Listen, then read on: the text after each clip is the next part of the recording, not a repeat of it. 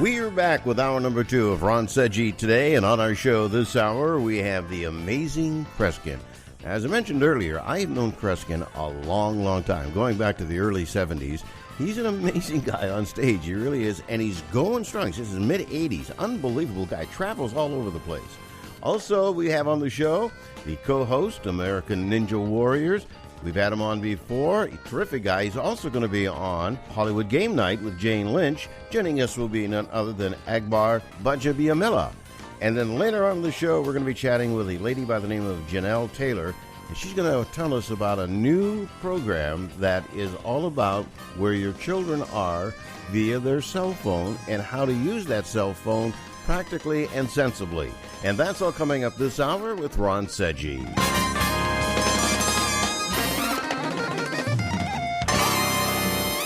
Welcome to Tax Talk with Hollywood legend Bob Eubanks. You know, as part of Hollywood for a long time, I've seen my fair share of celebrities get in trouble with the IRS. Well, there's one name I trust, the Tax Defense Group. They're the most trusted name in tax. So if you owe more than $10,000 to the IRS, you really need to call my friends at the Tax Defense Group. Ignoring the IRS is not the solution. They can garnish your paycheck, levy your bank accounts, seize your home or business. But the Tax Defense Group could put a stop to all of that and tailor a program that would reduce your tax debt to pennies on the dollar. You gotta love that. So don't just take my word for it. Call them. Find out for yourself. They offer a 100% satisfaction guarantee, and they're open 24 hours a day because they know that tax debt doesn't sleep either. Call now for your free and confidential tax analysis from the most trusted name in tax. Call 800-832-1594.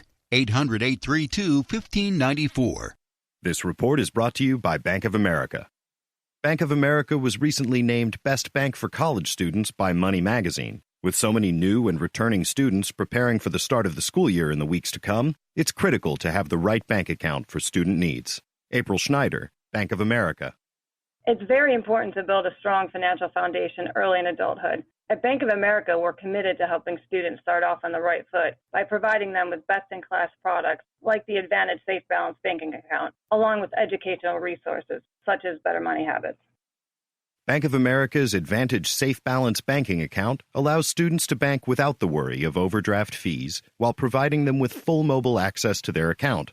Eligible students under age 24 also don't pay a monthly maintenance fee. This account was named Best Student Account by Money Magazine and is used by over 1 million clients. For more, visit bankofamerica.com. That's bankofamerica.com. Live all across the USA and around the world, it's Ron Seggi today. And of all the years I've spent in the broadcasting business, which I got to be very candid, is over a half a century, and 27 years doing a talk show, you know, you meet a lot of people and you make a lot of friends. But I have to be honest with you, our next guest is one of the nicest men that I've ever met, I've ever worked with, that I've ever had on the show. He is terrific, and he really takes interest in everything that the host does. He's touring, of course. He works just about every day of the year. He's going to be near me in Orlando, Florida, actually in a city called Claremont, a bedroom community, coming up on a great place that he's going to be playing. It's the Claremont Performing Arts Center. Our friend, not Kreskin, but the amazing Kreskin. Kreskin, how are you, my friend? Good to have you back.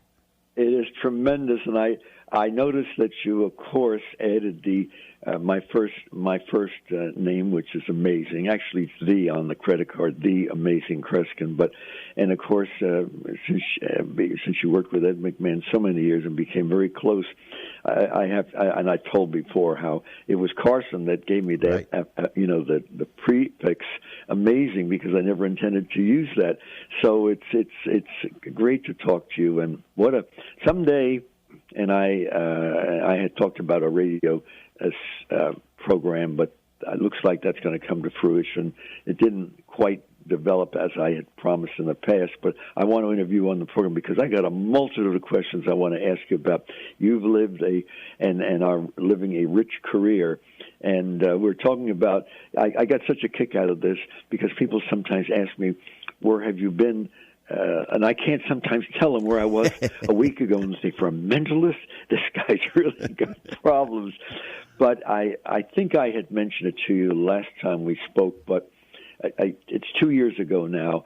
We didn't get to last year yet, but 2 years ago, counting all radio, television, and concert appearances that year, it was 364 appearances around the world. Oh, my goodness. So I do take a vacation because I love cross-country skiing and camping, but the last time I took a week off was 13 and a half years ago. Oh, my And it's goodness. not because I'm a workaholic, Ron. I just love my work. It's a passion. You understand what I mean? Oh, absolutely. And it's funny we talk about the Carson's identification that I gave you with The Amazing, because there's a channel, a cable channel called Antenna TV, and I'm not promoting this, but every night at 10 o'clock Eastern Time, it's the Carson shows, and it's full. And I'm watching it the other night. I mean, it's great. It brings back great memories, and a good thing it's on a little bit earlier, because now that I'm a little older, I can't stay up at the time that it usually was on. But, you and I talked about this once before, about the traveling. And it's amazing how many miles you have put on. You had a figure for me the last time. What was it? It's over 3 million miles. In fact, I have a feeling it's getting close to 4 million. But according to the airline industry, a year ago it was like over 3 million miles. And it is. I tell you today, as traveling by plane in the United States isn't quite as attractive as it once was, as it was years ago. And everybody in the business agrees, including people whom I know personally that work on airlines and so forth.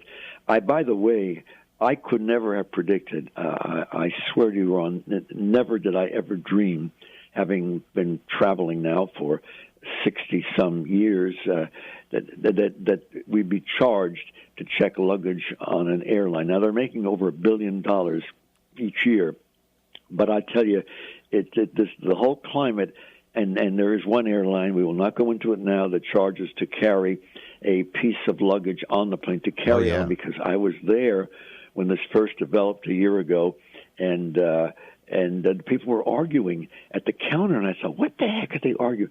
They didn't want to pay $100, whatever it was.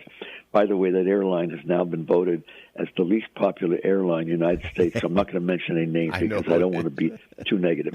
Well, it's funny because do you remember, and I'm sure you do, okay, there was a time when you got dressed up to go on an airline, and they, before they even had the tray, I'm really getting my age here, but before you even got the tray coming down, they put a pillow there, and then they put your steak on top of it. Now I sit next to a guy, he's got on a T-shirt, flip-flops. The guy or the woman is dressed like they're actually mechanic on the plane. Mechanics dress better. And they give you these 4 peanuts. They open a bag and have you to share the peanuts with the 3 other people, and they charge you, more money. It's a cattle call. It really is. The point I want to warn people about is be careful, folks. Just hear what I'm saying, and I have reason for saying this. Be careful. I'm not talking about European countries, and I've traveled a lot out of. A year ago, I was in Spain, Italy, New Zealand, Australia, Japan, Wales, Netherlands, Canada, the United States. But food on flights in the U.S., I will not eat it, and I don't want to talk about how it's taken care of. But do me a favor, folks, and I think I've warned on a few times in the past, but if you don't believe me, and I get emails, I'm going to get emails from telling you this now, maybe in a week or two from now, sit by the entrance of the plane in the morning if you're taking a morning flight out, and just do me a favor, folks, watch the stewardesses and watch the pilots. You will notice they're carrying a bag on. It's breakfast. They will not eat the meal on the plane, and we won't go into why. Oh, wow. That's interesting. I never like to travel alone because I always figure that if something happens to me, nobody will know who I am, Yeah. But do you travel all these miles by yourself? No, Ron, I don't. I have a road manager with me, and years ago, people managed me, and he said, don't ever, as a performer, travel alone. You do need some support, right, because sometimes things get confusing and uncomfortable, and luggage is lost, and sometimes people want to spend time when you may not have the opportunity. And I love people. I love to deal with people. As the years have gone by, one of the most valuable things I have in my life is my time. I consider it a priceless gift. And last night I got to bed at 4:45 this morning because I was working all night on a project. But, I got to share this with you. I got to tell you this. You're going to get a kick out of this. Now, this is not my new book in real time. And it's not a new book of mine, but there is a book now, and it just came out a week ago. Folks, you might want to make a note of this. You older folks, by Mark Chimsky, Chimsky. No, I did not write the book, although I wrote a chapter in it, because the title of the book is 80 Things to Do When You Turn 80. And who are some of the entries? One chapter is by Pat Boone and others by Tab Hunter. But with all they've gone to 80 people. Most of them I don't know most of them. I think they must be in the marketing and in the business area and what have you. But the three they keep mentioning on the internet and includes yours truly. I got such a kick out of this. It's in audio and printed. The gentleman, when he writes about me before my chapter that I wrote, it's a pretty thick book. He says that he cannot believe my schedule. He says my schedule would be a challenge to people half my age. Oh, yeah. But as I say in the title of my life is an adventure, Ron. It really is an adventure. I mean, I can write another book on just experiences I've had. I just, can you believe, a few weeks ago, this is a private program. A lot of my programs, you can't see them listed because private groups don't want them publicized because they can't open the doors to people in town that would like to see me, since they're, let's say, for a corporate affair or a special group of close friends and what have you. I had a program, and one of the persons whose thoughts I read was a gentleman in the audience whom I didn't know, and after the program he came back and he was in law enforcement. I've been, as a result of that, called in on 2 murder cases. Now I'm not I'm not going into details. I don't do this work for publicity purposes, but my life really has 84 crime cases. Now it's 86 crime cases I've been involved in my career. That's great. That's good. My son's a Orlando detective, and boy, he would appreciate hearing those stories. Tell this to him. Okay. And I want you folks listening in to hear this, because my brother was a policeman 18 years. I know. Police in the family. I have a member of the CIA, and I worked with FBI, what have you. To be a policeman today, my God, you got to be a psychologist. You got to be an attorney. I don't envy the situation today because our culture has changed, and you understand what I'm saying, Ron. Oh, sure do. The amazing Kreskin, our friend for many, many years, is our guest this portion of Ron Seggi today. We're going to pause for a second, but Kreskin will be back with another segment with us. We always enjoy when he's here, and boy, we could talk forever and ever and ever. So we're going to pause for a second, and we'll be right back with the amazing Kreskin today. As a mother, you don't want to have to worry about this bill is coming, but then she needs this chemo. That's a decision you shouldn't have to make. At St. Jude, a family never sees a bill at all. It's like the world has been lifted off of your shoulders. The treatment doesn't get any better than what you receive at St. Jude. It saved my life. It saved my daughter's life. It saved our family. St. Jude Children's Research Hospital. Finding cures. Saving children. Learn more at stjude.org. As a mother, you don't want to have to worry about this bill is coming, but then she needs this chemo. That's a decision you shouldn't have to make. It's a huge burden lifted financially, and so it allows you to give singular focus to your child. I've never known a hospital that takes care of their patients so thoroughly. That was the first thing I was like, how are we going to do this? When they told us that we didn't have to pay a single bill, I was like, wow. They pretty much have saved us. It's like the world has been lifted off of your shoulders, and now your focus is supporting this child. There is not another hospital like St. Jude. The patient care is unmatchable. It saved my life. It saved my daughter's life. It saved our family. St. Jude Children's Research Hospital. Finding cures. Saving children. Learn more at stjude.org. It's pretty amazing when you consider that 7 years ago, we didn't have the treatments we have now. We cure 80% of children with cancer. Go back 50 years, we were curing 20 to 30%. This is the miracle story of modern medicine. We understand what makes this cancer tick. And of course, without donors from around the world, this just couldn't happen. There's one thing we're focused on, and that's beating this thing. St. Jude Children's Research Hospital. Finding cures. Saving children. Learn more at stjude.org. It is a horrible scenario, but it happens. Dennis writes about his wife. She was diagnosed with leukemia. In fact, she's a 2-time survivor. And in the midst of all that, they ran up over $1 million in medical bills.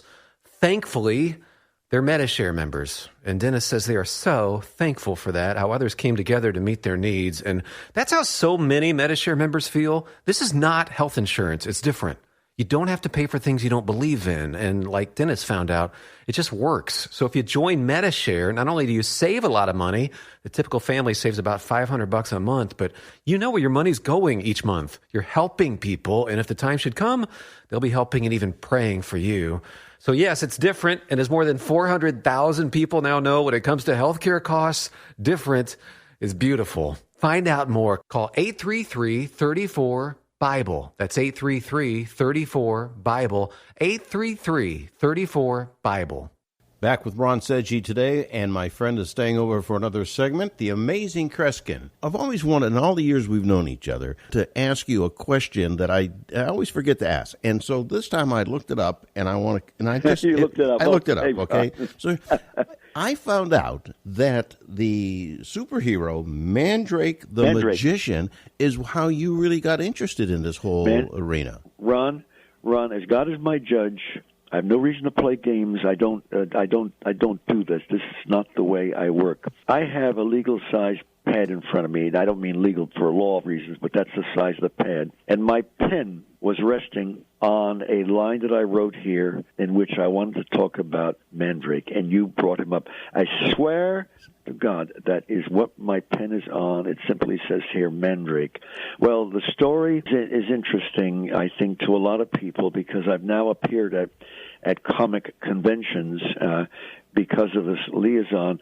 When I was 5 years old, and my family is Polish-Italian, my mother's side is from Sicily, and my father's side is from Poland. So we could be related. You know that, don't you? I'm Sicilian too, so we might be related. Yes, and we're I know both from. You are, yes, and we're both from Pennsylvania. So we were visiting relatives in Bethlehem, Pennsylvania, and of course, from your background in Erie, you know Bethlehem and Allentown. Sure. I had at one time 80-some relatives in Bethlehem and Allentown, and a young man looked like an older person, of course, because I was 5, gave me a comic book.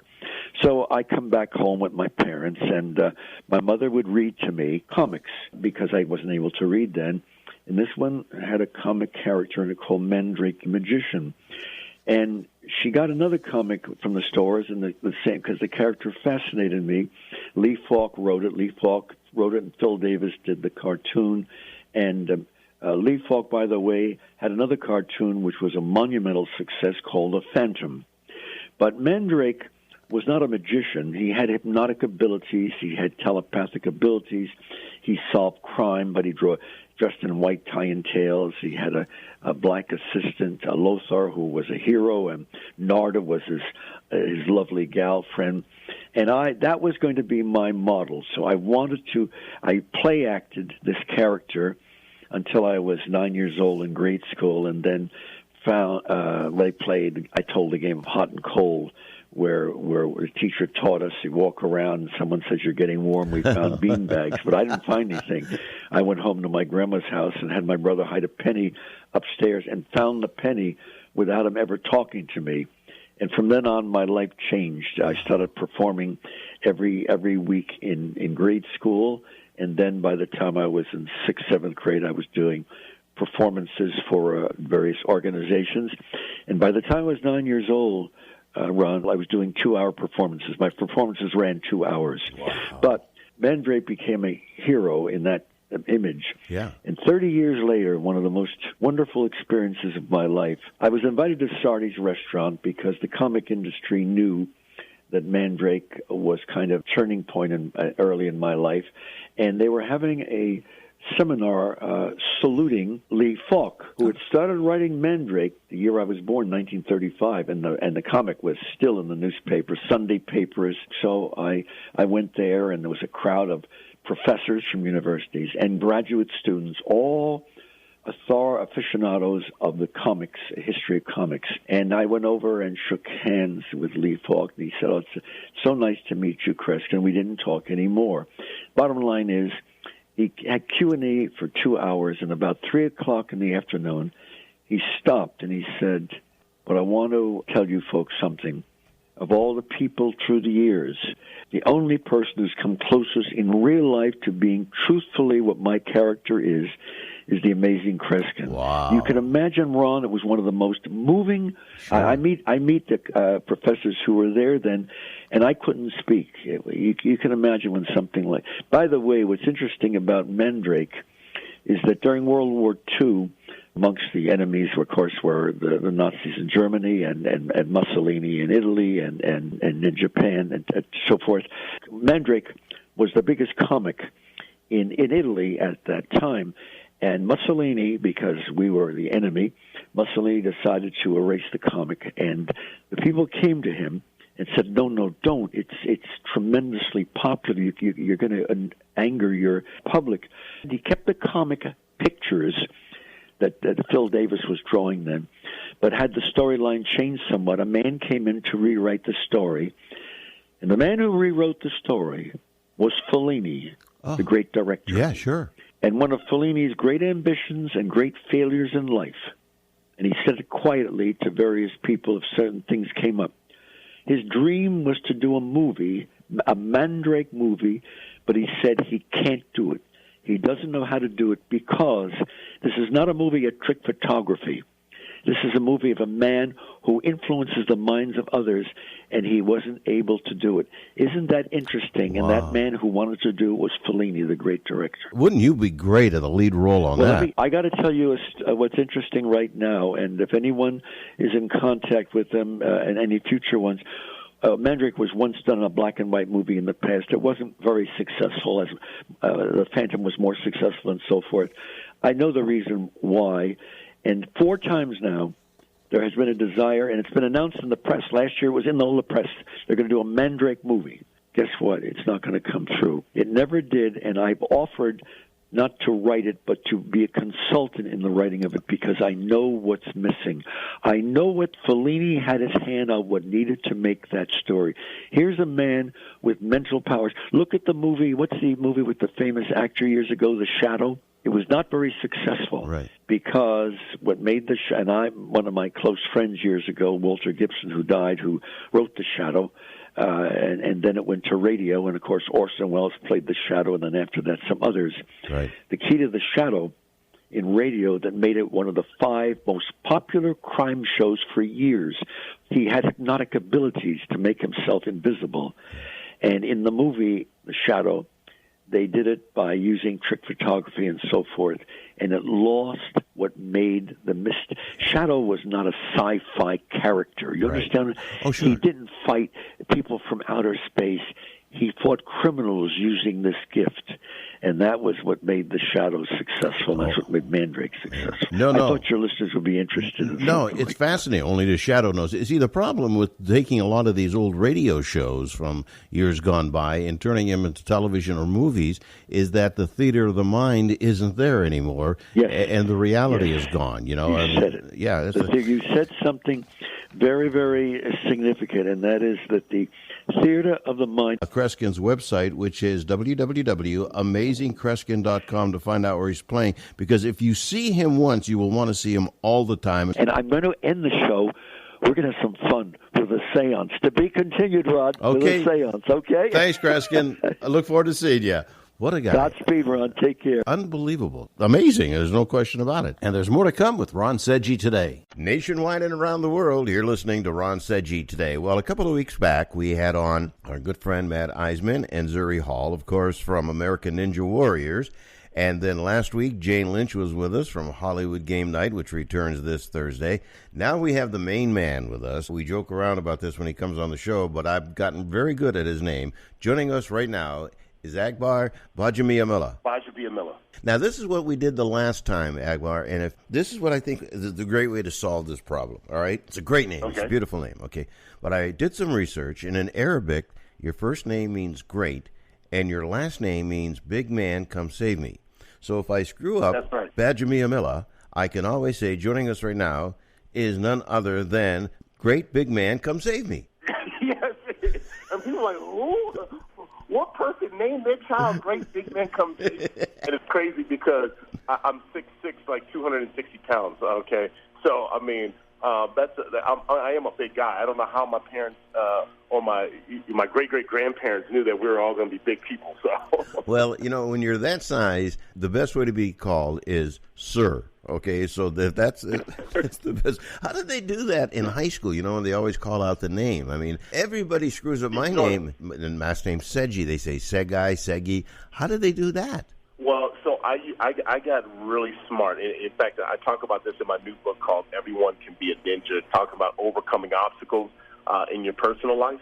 And one of the personal obstacles I had is being humiliated in front of a sea of kids who, when they hear the teachers trying to say my name, so when the teachers would try to say my name, I would just raise my hand. That's me, because I knew I always came after Garcia, Baja Villamil's B. Where in the world do you see G and a B follow each other? You know what I mean? So I was just, that's me. That's me. That's you me. Don't have to say that. I'm here. Like, don't even say it. So I would just beat them to the punch. So I became very good at listening to the name before me and knowing where I fit in. So roll call was easy for me after like the 4th or 5th grade. It took me to the 4th or 5th grade to figure out, just put your hand up so they don't hear it. Well, you're such a good sport about it, too. And you mentioned your book, which has got to be the longest name of any book I've ever seen. But that is a great book. I must tell you did a terrific job on that. Let's talk about 3-time Emmy-nominated competition, American Ninja Warrior, in its 11th season. Unbelievable. Wow. And you got some new stuff here. I mean, the warped wall, the mega warped wall, you got, bonus obstacles. I watched this show, Agbar, and I think to myself, how in the heck does any human being do this? Well, you know what? I asked myself the same question for about 5 years.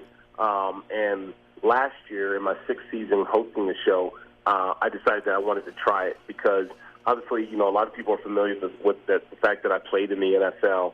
And, I think a lot of times with the publicity that NFL athletes get, most people, hold NFL athletes as the creme of the creme when it comes to athletes. But I see it differently. And, again, I can say this because I played in the NFL and I also competed on Ninja Warrior. I think Ninja Warrior athletes are the baddest athletes on the planet.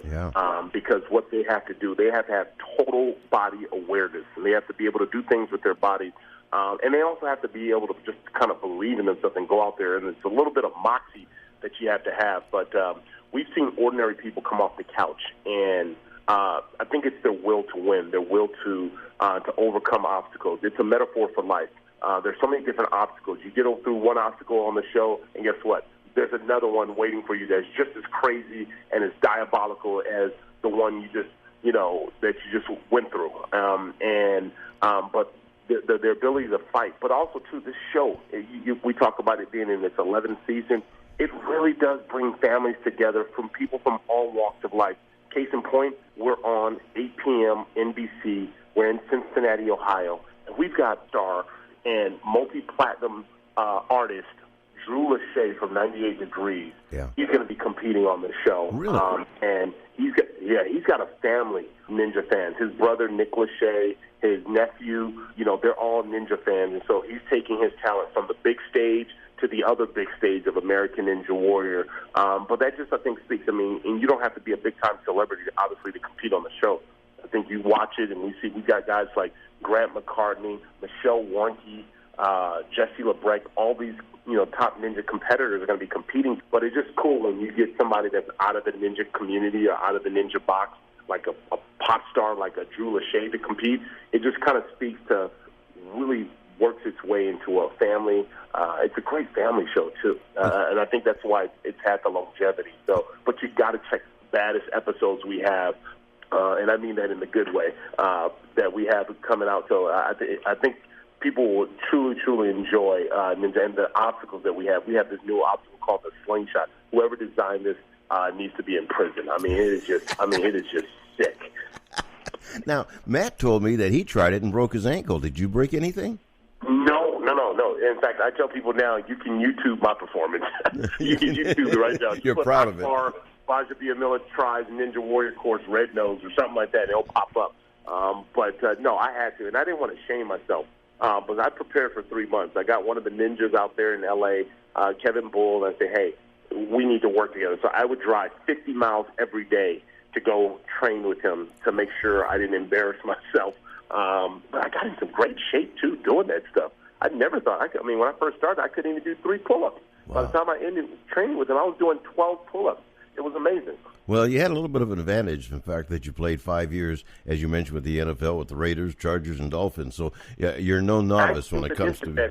Actually, it was a disadvantage because carrying your body weight was different than, pushing weight. I was used to pushing weights, not carrying my own weight. So that was a big difference. So it was actually a disadvantage for me being so big on the course. Now, in addition to this, you're going to be on Hollywood Game Night this Thursday, of course, hosted by our friend Jane Lynch. This is a bizarre show, too, in a sense, How do you think you're going to do? Well, it's going to be fun. I mean, Matt and I are going to team up, and we're going to be going up against some other NBC stars on the show, on the network.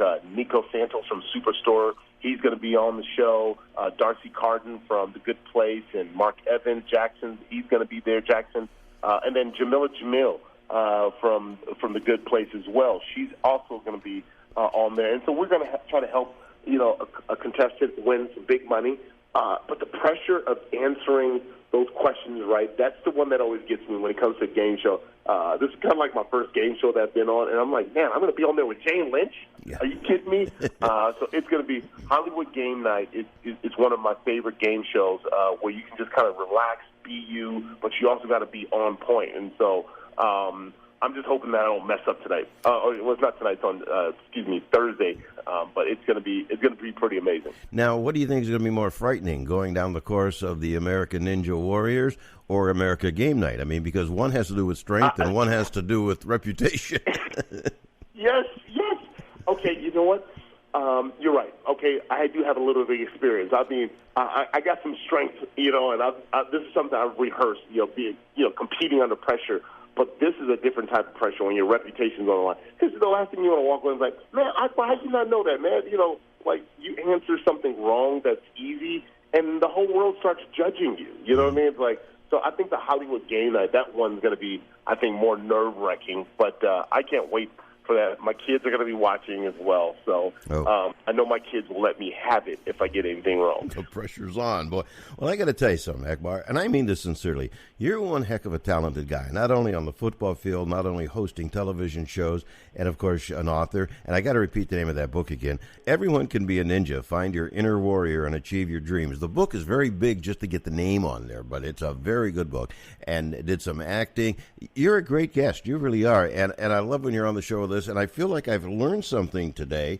I really think I have down the name now. Badja Biomela. Okay, you got it. I got it. You got it. So I can scratch. I can scratch the other interpretation. Great man, come save me. Yeah. You don't have to say that. You don't have to say "Big man, come save me" anymore. You got Akbar Badja Biomela down packed. Okay, Akbar, thank you for joining us, and please join us again. You're always welcome here, and we're going to be watching you on, of course, American Ninja Warrior and Hollywood Game Night. Okay. All right. Thanks a lot, Ron. Thank you, my friend. I tell you, I like that man. He's a nice fella. He really is, and I really mean what I said. I feel like I've accomplished something here by being able to say his name, Akbar Badja Biomela.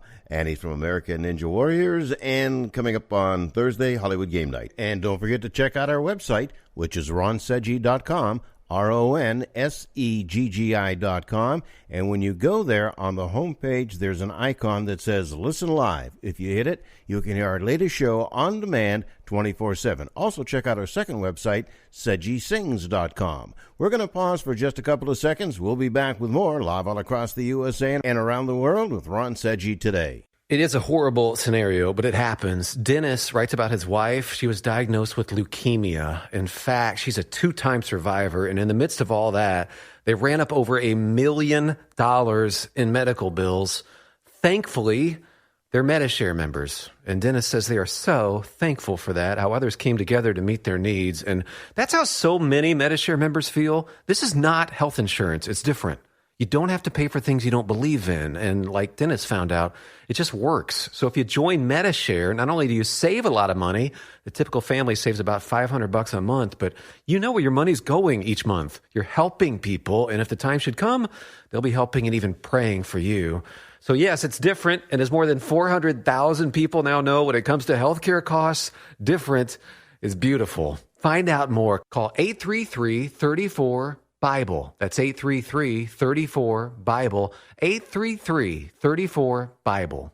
Hi, everybody. Welcome back to Ron Seggi today, all across the USA and around the world. Our next subject is very, very important, very pertinent today in society that we live in when it comes to all of the crazy things that are happening in the tech world that you just can't keep up with. But this one's very important. Joining us right now is the Manager of Consumer Micro Segments Marketing for Verizon, Janelle Taylor. Hi, Janelle. Welcome to the show. Thank you. Thanks for having me, Ron. I appreciate it. I really meant what I said because the technology today is so quick. You got to be really on top of the game in order to keep up with it. But we're going to be talking about a challenge, and that challenge is when to allow children, to be able to responsibly have a cell phone. And this is something that is like a double-edged sword because you want to know where they're at and keep track of where they're at, but you don't want it to be abused or they being abused by some of the things that happen in modern technology. So where do we go? What's the supervision and the assets and liabilities of this? Yeah, so as you mentioned, a very hot topic. And what we're seeing from research is the average age of a smartphone is roughly 10. But what parents want to do when they're ready to introduce their kid into a smartphone or even a tablet for the first time is really check out your child's digital maturity, the type of activities they're into, are they walking to and from school? I mean, there are many different factors that a parent needs to weigh in before they give a phone for the first time, and that's why we developed the Just Kids plan to be there when they are ready to do so. Now, you're saying that age 10 is a good age. How did you pick that, Janelle? Well, actually, age 10 is the average age that we have seen from our studies, and then that's what I was mentioning. There really is no right age. That's why it's a really personal decision from each household. It's a very subjective thing depending on the advancement of the child. Am I not correct on that? Yeah. You are absolutely correct. As I mentioned, digital maturity, how many activities are you a traveling parent that travels a lot and not able to get home at 5? I mean, there are many different factors that are part of the decision-making process for that to jump into the smartphone for the first time. I think it's pretty well received that the big advantage is that you can keep track of where your child is if indeed that child is using the phone properly. What are some of the disadvantages and how do you avoid those disadvantages? Well, the great thing about the Just Kids plan, in addition to the 5 gigabytes and the unlimited talk and text to 20 contacts that the parent and child can decide who that is together, it includes our smart family premium feature, which allows for the location, but it also allows for the parent to pause the internet, whether the child is using data or Wi-Fi, but it also gives the parent the ability to block inappropriate content or app, and it also gives the parent the ability to see the time of day that a child may be talking or texting. So, for example, the other night, my son was doing a late-night text back and forth, so it shows, the time of day and the number. So in the morning, I'm like, who were you texting with last night? Give me the phone. This is, outside of your responsibility and the rules. So he lost the phone. Okay, so in other words, you can determine where they're at. You can determine how much time is spent online and the content. What about things like these robocalls? I mean, how do you avoid those? Well, the great thing about this plan, it's designed to have unlimited talk and text to 20 contacts. So if they're not within that 20 contact approval list, they should not be able to call through. Okay. So you're not really restricting entertainment or social contact, but you are trying to at least minimize it. And again, I would assume that probably the biggest asset is the fact that not only are you monitoring what your child is doing and when they're doing it, but also for safety reasons, too, from the standpoint of if they need help. I mean, when I was a little boy, and I was, maybe left at school because somebody forgot to pick me up or I had to stay after school or something, you had to stand in line with 400 kids before you get to the payphone. This way here, you can resolve it relatively quickly. Yeah, true indeed. And that's, why parents want to have a smartphone for their kids, the communication and, quite frankly, the safety aspect, because things happen. You might get detention after school. You may need extra help to stay after school, and you want to alert your parents to your location and what are you doing at that time. Yeah, nothing is more frightening even for a parent to be waiting outside of the school to think that your child's coming out and doesn't come out for an hour, not knowing that he or she have been delayed for, like say, detention or anything for that matter. What about the cost, Janelle? Yeah. What are we talking about as far as cost is concerned? Is it cost effective? Yeah, so if there are 4 lines on the account, the Just Kids plan is $35. And again, it bakes in our Smart Family Premium feature, which as a standalone, it's a $9.99 product that you get included as part of the Just Kids plan.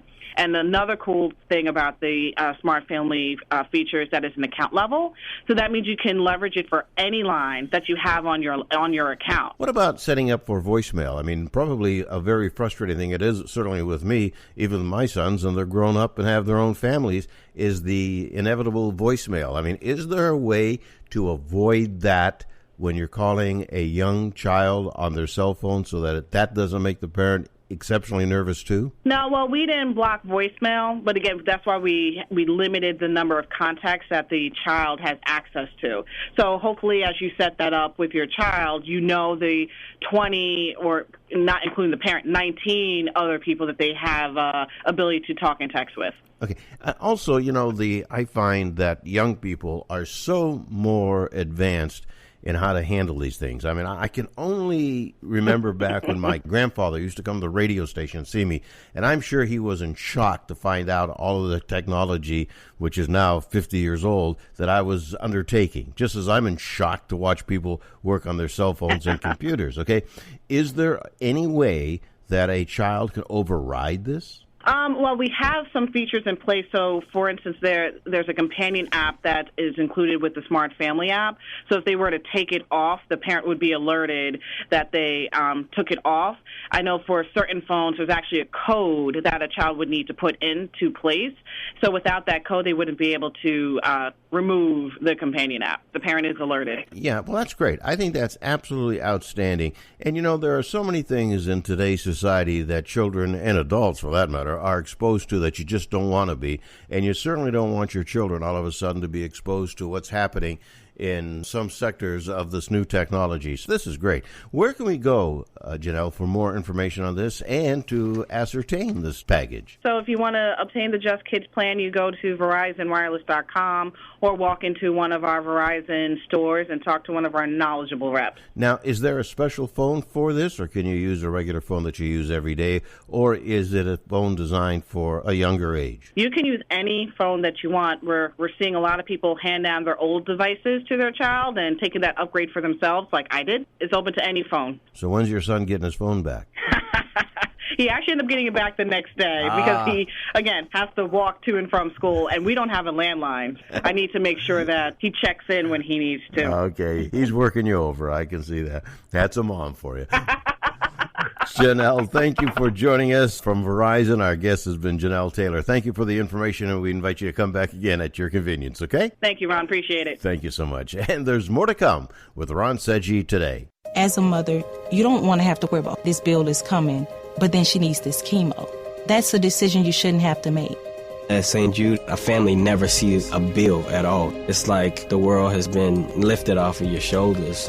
The treatment doesn't get any better than what you receive at St. Jude. It saved my life. It saved my daughter's life. It saved our family. St. Jude Children's Research Hospital. Finding cures. Saving children. Learn more at stjude.org. As a mother, you don't want to have to worry about this bill is coming, but then she needs this chemo. That's a decision you shouldn't have to make. It's a huge burden lifted financially, and so it allows you to give singular focus to your child. I've never known a hospital that takes care of their patients so thoroughly. That was the first thing I was like, how are we going to do this? When they told us that we didn't have to pay a single bill, I was like, wow. They pretty much have saved us. It's like the world has been lifted off of your shoulders, and now your focus is supporting this child. There is not another hospital like St. Jude.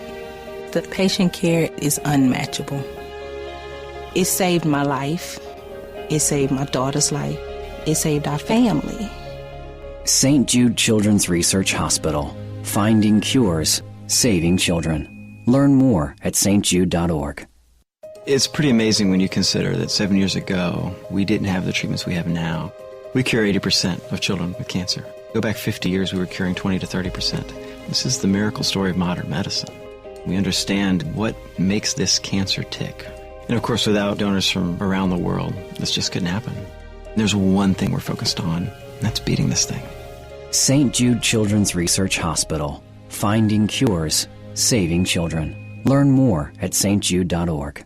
It is a horrible scenario, but it happens. Dennis writes about his wife. She was diagnosed with leukemia. In fact, she's a 2-time survivor. And in the midst of all that, they ran up over $1 million in medical bills.